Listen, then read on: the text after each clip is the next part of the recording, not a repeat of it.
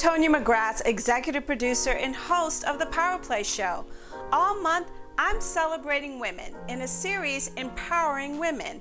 From entrepreneurs to artists to authors, the power of women is something to be celebrated, and I'm so excited to bring you some incredible women this month. So stay tuned and join me as we lift up our women all month long in our series Empowering Women, each Thursday on the PowerPLAY Show at thepowerplayshow.com.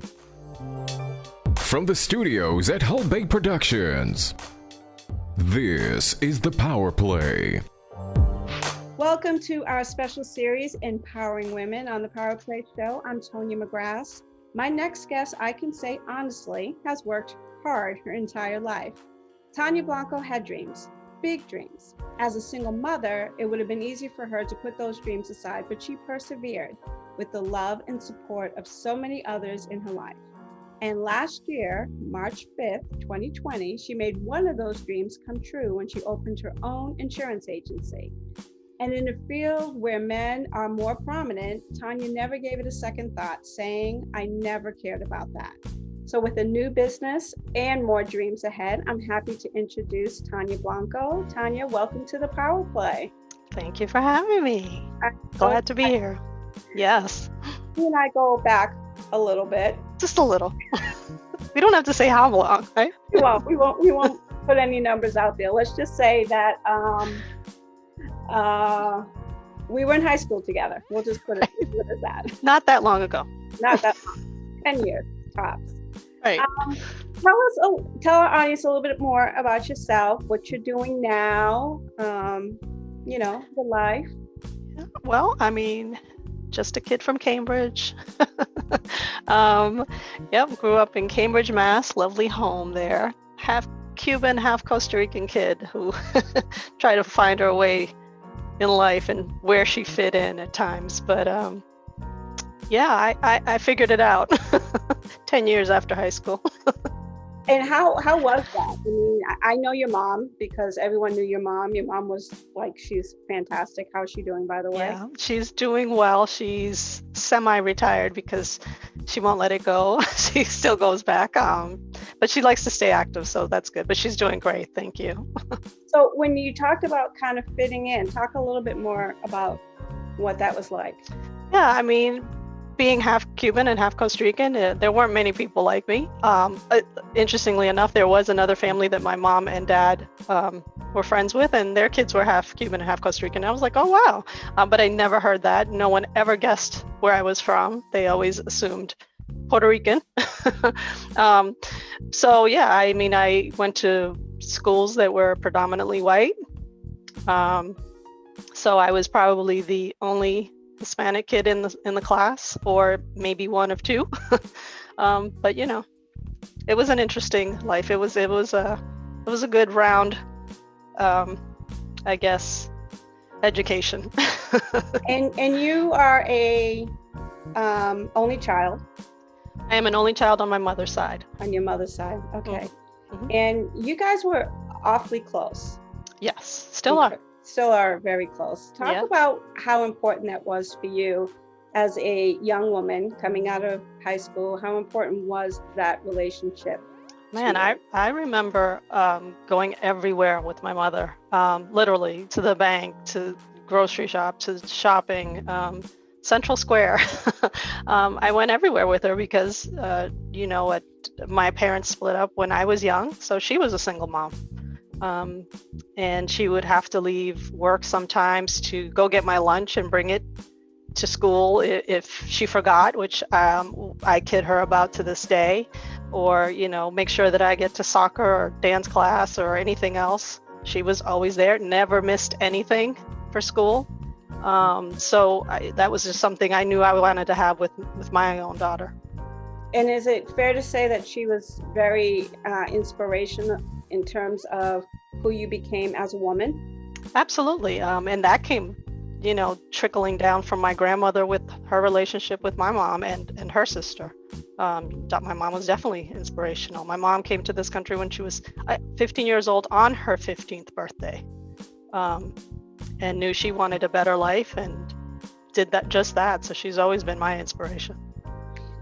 talk about what you graduated from high school, and we all kind of went our separate ways a little bit in that early trying to find ourselves period. I remember. 10 years ago, right? Right. Talk about some of the things that you dreamt about back then. Like, what were some of your dreams back then?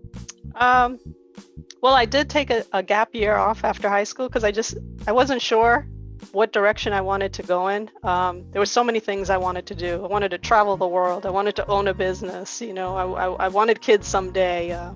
White picket fence, the whole thing. I just didn't know what direction I wanted to go to. But I come from business owner family. My dad has had businesses since I can remember. So I knew it was going to be a business. I didn't know what someday.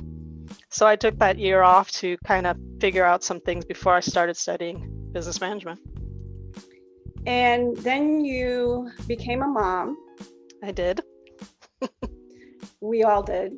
We all did. And then that changed plans. Yeah. So talk about when you first held your daughter, who is just drop dead gorgeous, by the way. But talk about when you first held your daughter and what those feelings were like. There is no other feeling in the world like that feeling. Of course, I was scared. I was like, oh my God, I'm responsible for what now?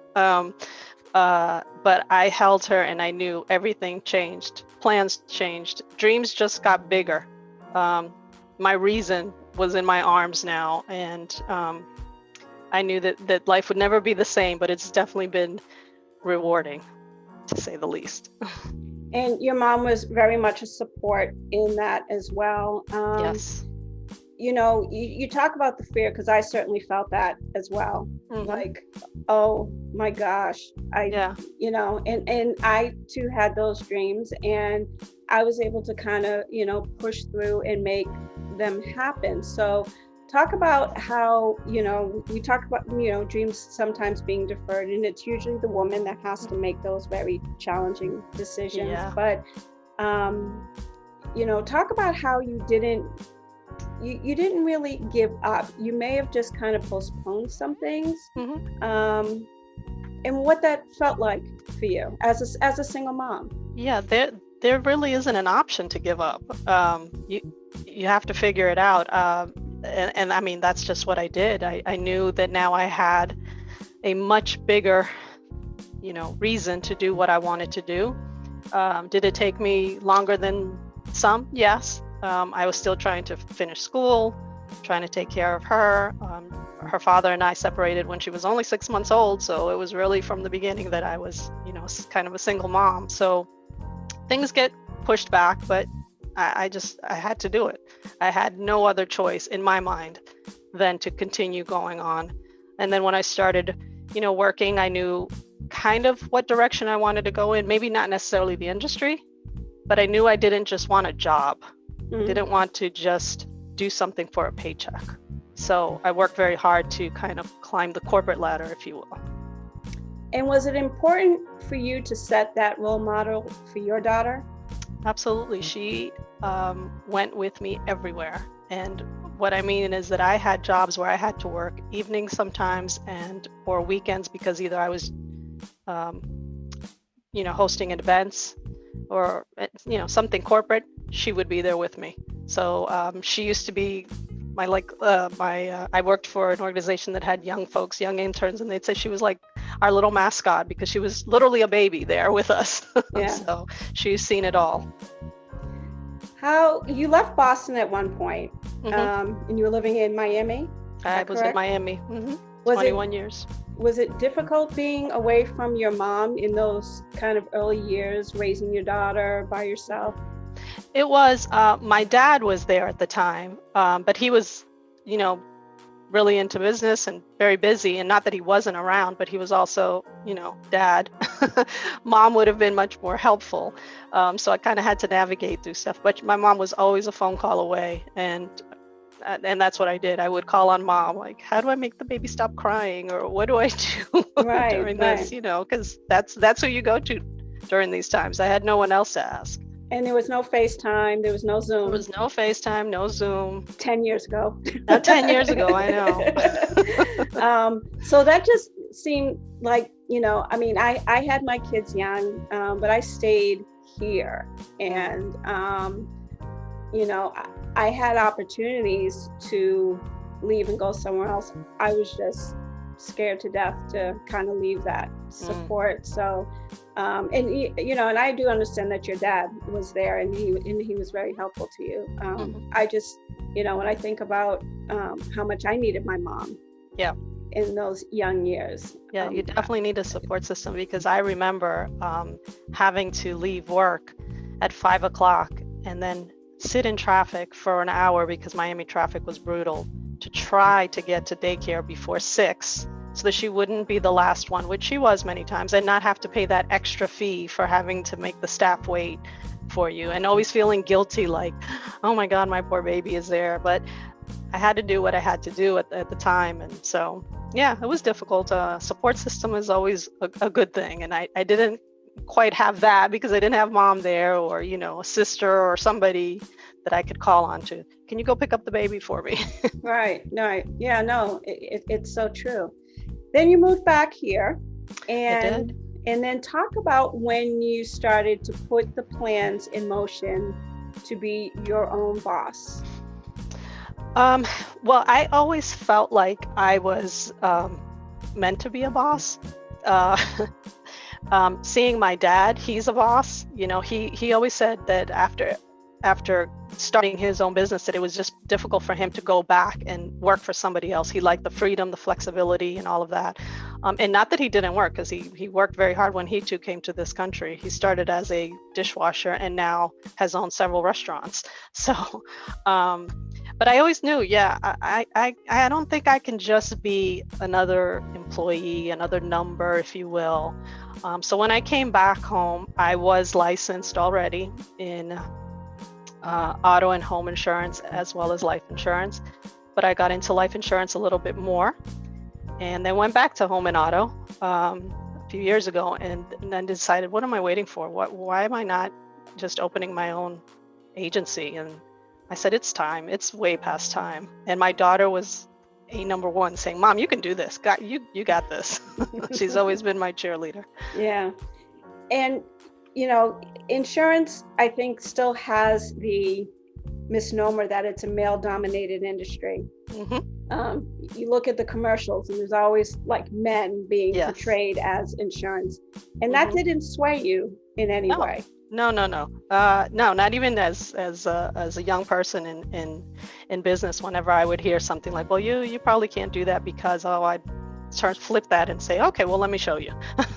And was it scary to think about opening an agency? Of course. It wasn't like I just opened up and said, okay, today's the day, I'm going to go do this. I had a healthy dose of fear, which I think you need to step out and do this. But before doing it, I also spoke to a lot of people and said, this is what I'm thinking. And no one flinched. Everyone was like, yeah, I've been waiting for you to do this. Like, what's taken so long? That's incredible. Yeah.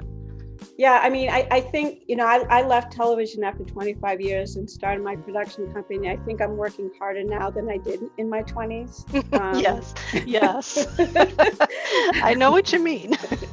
I mean, it's just, they're like, oh, you own your own business, you have your podcast. Yeah, but I do everything. Yeah, I think people get the idea that you're just sitting at home whenever you want and you can vacation whenever you know. This is almost 24 hours, other than the little bit that I get to sleep, because you're just constantly on it, business mode. And you made this decision right when we got smacked with the deadliest pandemic. I mean, I like a good challenge. Watch me. Yes, we had our grand opening March of last year, and then as I tell everyone, then our grand closing the same month. So beat that. But yes, I did. Obviously, no one predicted, a pandemic coming along. So I went full force. It was challenging for sure. I mean, we didn't quite have the year that we wanted to for several reasons. Insurance doesn't go away, so that wasn't one of them. Luckily, we were still able to work. We're considered essential. the way I have the office set up, we're remote ready. So pick up your laptop and your headphone and you can work from home. But yeah, it was a blow there for a minute. Right. And I imagine that, well, maybe not, but were there times, when you saw how difficult this pandemic was becoming and people losing their jobs, losing their homes, losing their cars, Absolutely. Did you feel like, geez, Tanya, maybe this was. Yeah. Well, yes, for sure, because you think, oh gosh, am I going to be able to make the sales goal that I'm looking for this month to make it, because I am a new business and I'm not getting renewals yet, which would sustain me. So sales definitely dipped. I didn't have the staff up to where I wanted once I opened also. So that was another challenge. But what I did like, and what I found myself, doing more and more was comforting people. They were calling to ask about their insurance and, am I going to lose this if, or what happens if, but we had some processes in place where they could keep their insurance, skip a month or stretch it out, or let's put that payment at the back end and give them some type of ease, because there's so many, uncertainties going on at the time. So many people have called me with lost jobs. And so we've lowered coverages for them, or just see what we can do to help. That's incredible. I mean, I just think it's so important because, for being in a pandemic and then losing your job, and then, and then you have this home and you have your cars and stuff, and, people kind of think like, and then on top of that, insurance, but really that's what you're paying for, right? Mm-hmm. Is the ability to be able to hold on to these things, right? With all these different factors. What was your support system like when you opened up last year? Amazing. First two people I told called my dad and my mom and said, look, this is what I want to do. My dad was like, yeah, like when? And my mom was like, oh my God, yes, excited. I have incredible network of friends that I have, been in touch with, reached out to them, reached out to business owners, say, look, this is what I'm thinking about. Talked to my boyfriend, who was very supportive, Kenny, and said, okay, what do you need from me? How do we do, what do we do to make this happen? And my daughter, like I said, #1 cheerleader. So I had an incredible support system in place already. So I was building that up to say, one day I'm going to break this to them. Because it's important, because, you work a lot of hours when you run your own business. Like my husband comes home and I'm still in my office working. He's like, well, when are you coming upstairs? I'm like, I have 2 more Zoom meetings I have to do before the end of the day. Yeah. Does it get challenging to kind of have that work-life balance as a business owner? Because it was during the pandemic, I can say haven't felt it as much, and I no longer have a young child. This would probably be 10 times more challenging if I did. I don't. I do have a very supportive child now. So that's great. But yeah, sometimes you want to do things and you find yourself, well, I still have work, or dinner's going to be late, or maybe not this week and maybe the following for whatever reason. But I work it out. I mean, I did a lot of the other stuff earlier on in life. I knew I wanted to do this, so I knew I had to put the time in. And you just celebrated a year. I did. Congratulations. Thank you. How does it feel? Feels amazing. It's still sometimes surreal to me that I have a key that opens a door to a business. Like I did it, Yeah. Yeah. And I'm very, very fortunate and blessed to say that I am still open after a pandemic when so many other businesses have shut down. So that to me is just, I'm grateful for that. And I wish I could save all the businesses.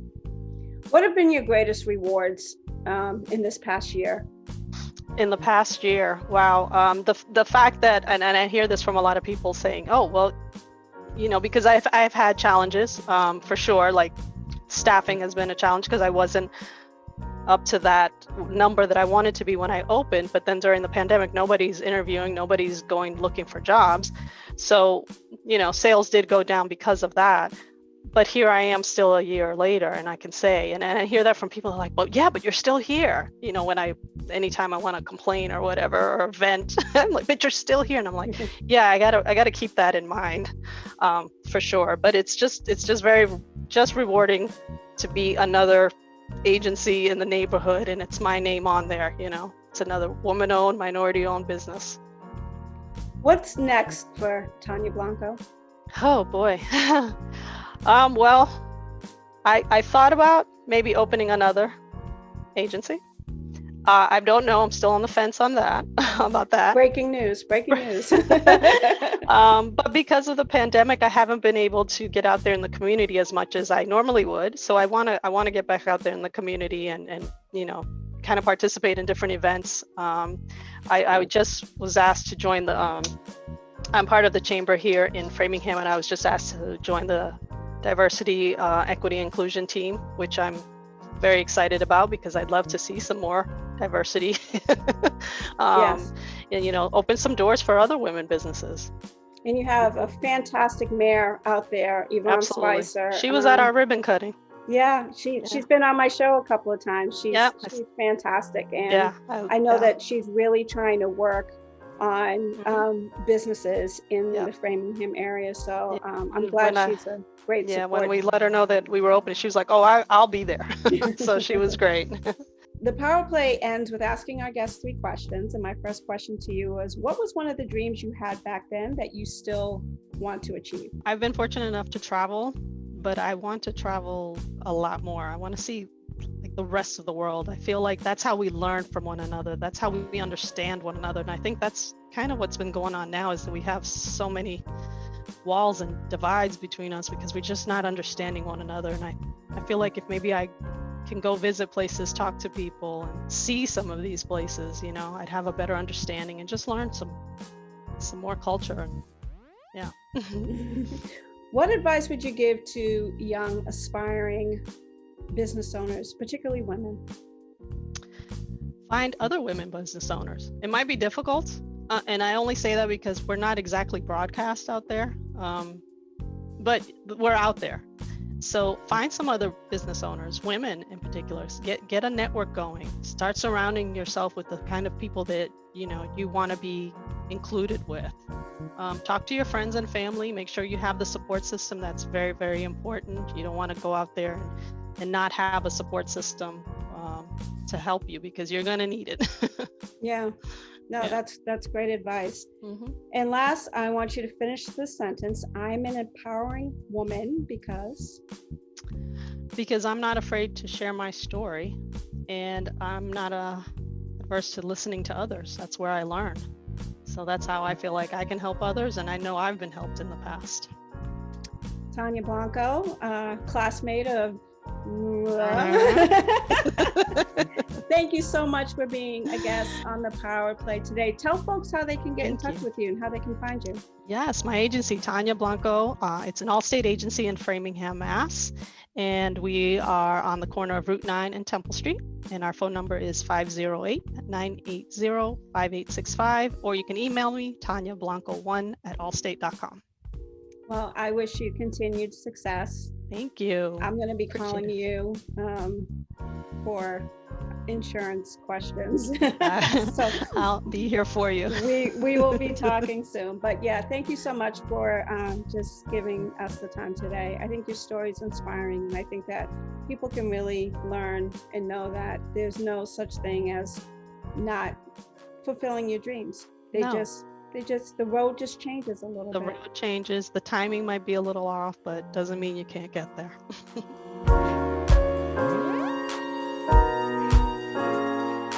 Remember, you can listen to past episodes of the Power Play wherever you subscribe to podcasts, including iTunes, iHeartRadio, and now Pandora Podcasts.